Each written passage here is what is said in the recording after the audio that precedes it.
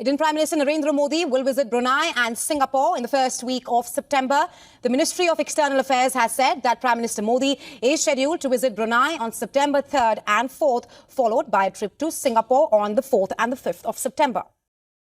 Hello everyone and welcome back to my channel.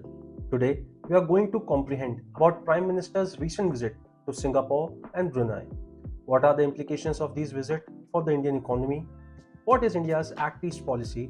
And how India can play the role of anchor in the Southeast Asian economy and the Indo-Pacific regions. Now, in a significant diplomatic development, Indian Prime Minister Narendra Modi recently visited Southeast Asia.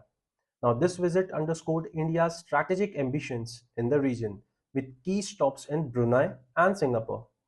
Now, this two-nation tour marks significant diplomatic and economic developments as India strengthens its ties with the key regional players. These visits are part of India's broader diplomatic initiative under its Act East policy that aims to enhance India's political, economic, and strategic ties with the Asia-Pacific region, specifically the Association of Southeast Asian Nations, which is ASEAN. Mr. Modi's visit to Brunei marked the first time an Indian Prime Minister visited the strategically located island nation in the South China Sea. Now, this visit highlighted India's deepening commitment to fostering stronger relations with the Asia-Pacific, crucial for its foreign policy objectives, especially in countering growing regional challenges, particularly the Chinese influence. Now, Mr. Modi underscored the importance of people-to-people ties, the cultural exchange, and cooperation in the emerging sectors, while emphasizing Southeast Asia's strategic significance to India's broader geopolitical vision. Mr. Modi's visit, particularly his engagement in Brunei and Singapore, reflects India's renewed focus on fostering deeper partnerships in the Indo-Pacific region. Now let's carefully comprehend Mr. Modi's visit to Singapore. Now, India and Singapore have long enjoyed strong diplomatic relations rooted in history, mutual respect, and shared values. The recent meeting between Indian Prime Minister Narendra Modi and Singapore's Deputy Prime Minister Lawrence Wong highlighted the continued commitment to deepening these ties. India and Singapore share a dynamic partnership built on decades of cooperation, with Singapore being one of India's largest trade and investment partners in the ASEAN region. Over the years, both countries have collaborated in various areas, including trade, defense, fintech, and digital innovation. So now let's focus on some of the key areas which were discussed in the first such area was economic collaboration. The economic relationship between India and Singapore has been a cornerstone of bilateral ties, with Singapore serving as a hub for Indian businesses operating in Southeast Asia. Now, during the meeting, both leaders focused on enhancing economic cooperation, particularly in sectors such as digital economy. Here, Mr. Modi and Mr. Wong discussed bolstering ties, especially in fintech, artificial intelligence, and smart city initiatives. Also, trade and investments area were discussed. Now, Singapore is a top source of foreign direct investment into India, while India is one of Singapore's largest trading partners. Startups and innovations were also discussed, highlighting the emergence of Singapore as a global innovation hub and India, which is home to one of the world's largest startup ecosystem. Now, second such area which was emphasized in the meeting was regional and global strategic partnership. Now, India and Singapore play a crucial role in ensuring peace and stability in the Indo-Pacific region. Now, as rising geopolitical tensions and uncertainties loom over Asia, Modi and Wong discussed strengthening defense and security ties, particularly in the following areas. One such area is maritime security. Now, both nations reaffirmed their commitment to ensuring free, open, and rule-based maritime order, which is vital for global trade routes in the Indo-Pacific region. The defense cooperation was also mentioned in the meeting, where India and Singapore already enjoy a strong defense ties, underscoring the regular military exchanges and the services. The third such area is sustainability and climate action. As climate change increasingly impacts both the nations, the leaders also delved into ways to strengthen cooperation in sustainable development. Now, India's push towards the renewable energy, especially in solar region, and Singapore's expertise in green technologies created a strong foundation for the collaboration. Now, other such areas which were included in the sustainability and climate action talks were clean energy solutions and urban development. Now, another key aspect of India and Singapore's relationship is the robust people to people connection driven by Indian diaspora in Singapore. With over 400,000 Indians living in Singapore, cultural, education, and business exchanges are utmost important. The leaders discussed education and skill development, also the tourism and the connectivity under the people to people ties. Now let's perceive the importance of this meeting. The Singapore leg of the trip was particularly notable for its emphasis on high-tech industries, most importantly, the signing of a MOU on semiconductor cooperation. Now this is India's broader efforts to develop its semiconductor ecosystem, a critical component in the global digital economy. The meeting between Modi and Wong carries a significant weight as it signals renewed emphasis on bilateral ties during a time of global uncertainty. The cooperation between India and Singapore is not limited to bilateral gains. It has the potential to reshape the regional dynamics in Southeast Asia and beyond. Some notable aspects include the strategic balance in the Indo-Pacific. With a growing rivalry between major powers in the region, India and Singapore's partnership can help maintain a balanced, stable, and peaceful Indo-Pacific.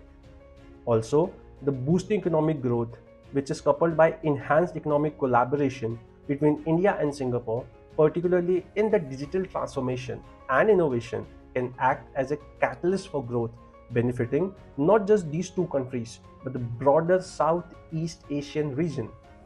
Now, if we look at the sustainable future, the focus on sustainability and the climate resilience, it aligns with global efforts to combat climate change. So, by pooling resources and expertise, both the nations can emerge as leaders in green technologies and clean energy, setting an example for others in the region to follow. Now, with a shared vision for peace, prosperity, and sustainability in the Indo-Pacific, the relationship between India and Singapore continues to evolve, adapting to the challenges and opportunities of the 21st century. Now, let's turn our attention towards Brunei.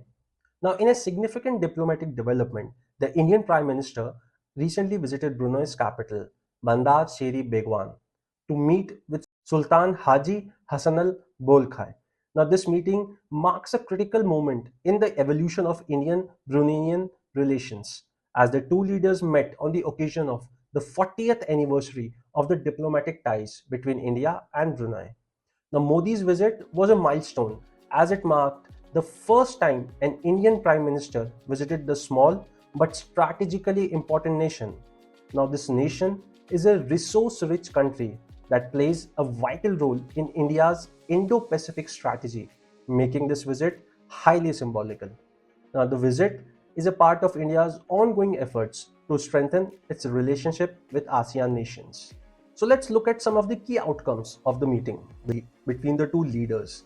First was strengthening of energy ties. Now, Brunei is one of Southeast Asia's largest exporters of oil and natural gas, and India, being the world's third largest consumer of energy, is highly dependent on energy imports to meet its growing demand. Now, this meeting served as a platform to discuss enhancing bilateral energy cooperation between two nations. The second one was expanding trade and economic cooperation. Now, despite a strong potential, trade between these two nations has remained limited, with energy being the main commodity. So, the leaders discussed strategies to diversify the trade by exploring some of the other sectors like information technology, digital economy, agriculture, food and security, tourism, and cultural exchange. The third such topic was strengthening defense and security cooperation. Now, given the strategic importance of Indo-Pacific region, both the nations share a common security concern, particularly regarding the maritime security. and both leaders discussed about cooperation in the maritime security and defense exchanges with capacity building. The fourth such topic is the cultural and educational ties. Now, cultural diplomacy remains an essential element of India's outreach to ASEAN nations, and Brunei is no exception. Modi and the Sultan Bolkiah highlighted the importance of historical and cultural connections between two nations, dating back to early days of maritime trade and the Buddha's influence in Southeast Asia. So let's quickly understand the significance of this meeting from India's point of view. The first such significance is the focus on economic and strategic cooperation. Now, this meeting emphasizes India's broader engagement strategy in Southeast Asia, underpinned by its Act East policy, which prioritizes stronger ties with ASEAN nations. Commemorating 40 years of diplomatic relation is the second area. Now, 2024 marks the 40th anniversary of formal diplomatic relations between the two nations, making this visit symbolically important. Now, the engagement also holds importance as India seeks to strengthen its presence in the Indo-Pacific region, both economically and strategically. So, by far, one thing is clear that Brunei, as a key player in the global oil and gas sector, is of particular interest to India, a country which is heavily reliant on energy imports. And this meeting sought to explore avenues to further boost cooperation in the energy sector, particularly in the areas of liquefied natural gas and oil. So now that we have understood the news deeply, let's now turn our focus on India's Act East policy and understand its role in Southeast Asia and the Indo-Pacific region. Now, India's Act East policy represents a strategic shift in its foreign policy, which was aimed at deepening relations with Southeast Asia and the broader Asia Pacific region. Now, this policy, launched in 2014 under Prime Minister Narendra Modi, the policy evolved from the earlier Look East policy of the 1990s. Now, this policy focuses on economic, cultural, and strategic partnerships with countries of ASEAN, East Asia, and the Indo-Pacific region. Now, India's Act East policy traces its roots to the Look East policy, which was introduced under the Narasimha Rao government in 1991. Now, at that time, India was undergoing economic reforms, moving from a closed socialist-style economy to a more liberalized market system. The Look East policy aimed to revitalize India's relation with the rapidly developing Southeast Asian nation at that point of time.